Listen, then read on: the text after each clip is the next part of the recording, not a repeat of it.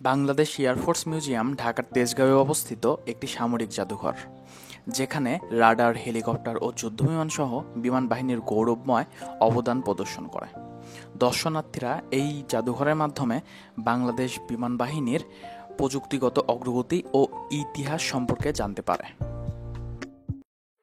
So hello guys, it's me Rishad and welcome back to my another video.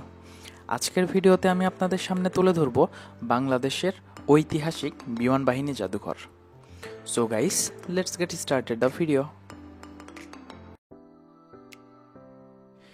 Bangladesh air force museum একটি ব্যতিক্রমধর্মী জাদুঘর, যা বাংলাদেশের গৌরবময় সামরিক ইতিহাস, বিশেষ করে বিমান বাহিনীর যাত্রাপথ, উন্নয়ন, প্রযুক্তিগত অগ্রগতিকে তুলে ধরে। এর মূল আকর্ষণ হল যুদ্ধবিমান বা ফাইটার জেট, হেলিকপ্টার ও রাডার সিস্টেম, যেগুলো দেশ রক্ষায় অত্যন্ত গুরুত্বপূর্ণ ভূমিকা পালন করে আছে এবং এখনও করছে।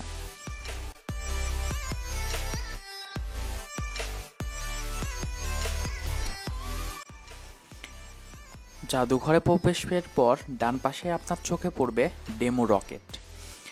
ডেমো রকেট হচ্ছে প্রদর্শনমূলক বা প্রশিক্ষণের কাজে ব্যবহৃত রকেট, একটি অনুরূপ সংস্করণ যা যুদ্ধক্ষেত্রে ব্যবহারযোগ্য নয়। বাংলাদেশ এয়ারফোর্স মিউজিয়ামে প্রদর্শিত রকেট মূলত যুদ্ধবিমান বা হেলিকপ্টারে ব্যবহৃত হতো এবং এগুলো শিক্ষামূলক উদ্দেশ্যে রাখা হয়েছে, যেন দর্শনার্থীরা এর গঠন ও কার্যপদ্ধতি সম্পর্কে জ্ঞান লাভ করতে পারে। তার পাশেই রয়েছে কার্গো প্লেন বা মালবাহী বিমান, যেটি 1971 সালে ইন্ডিয়ার থেকে বাংলাদেশের প্রাপ্ত একটি কার্গো বিমান। এটি মূলত 1971 সালে বাংলাদেশ ও পাকিস্তানের যুদ্ধের সময় ইন্ডিয়া থেকে বিভিন্ন যুদ্ধাস্ত্র সরবরাহ করে থাকত।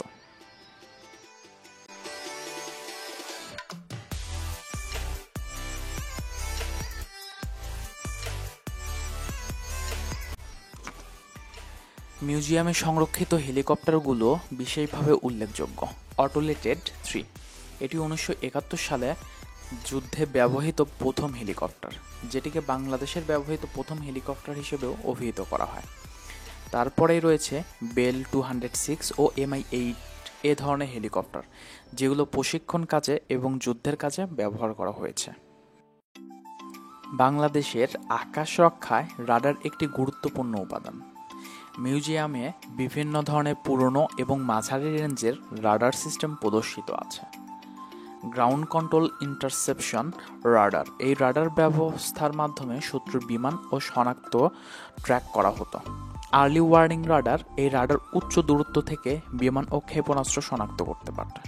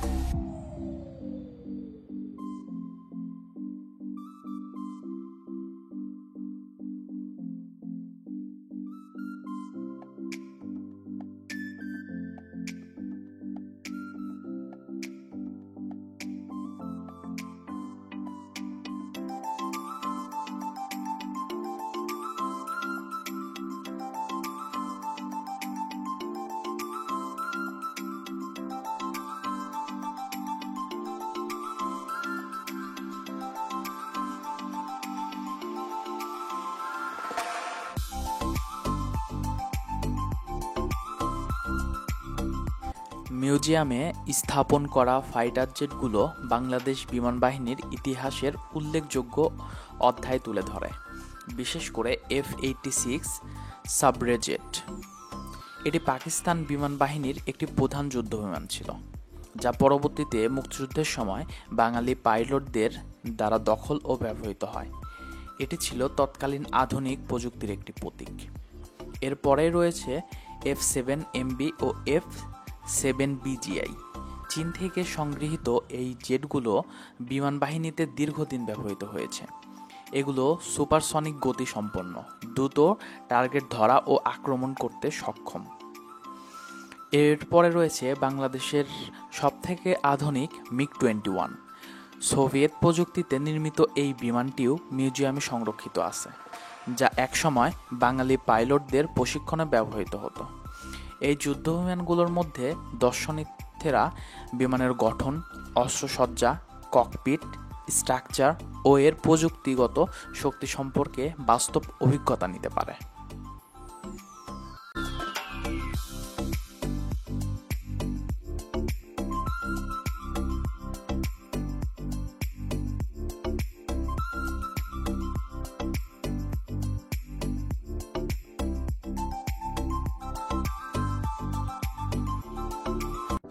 বাংলাদেশ এয়ারফোর্স মিউজিয়াম শুধুমাত্র একটি জাদুঘর নয়, এটি একটি জীবন্ত ইতিহাসের দলিল।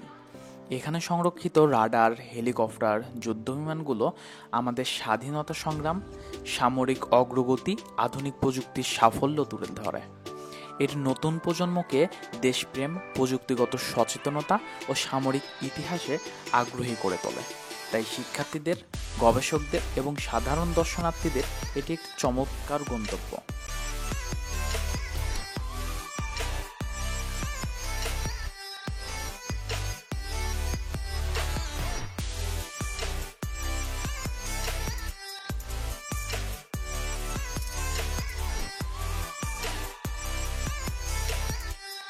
সো গাইস, এগুলোই ছিল বাংলাদেশ এয়ারফোর্স মিউজিয়ামের সব কিছু, যা আমি এই ভিডিওর মাধ্যমে আপনাদের সামনে তুলে ধরার চেষ্টা করেছি। ভিডিওটি ভালো লাগলে লাইক করুন এবং এরকম ভিডিও আরও পেতে আমার চ্যানেলটি সাবস্ক্রাইব করে রাখুন। Thank you for watching the video.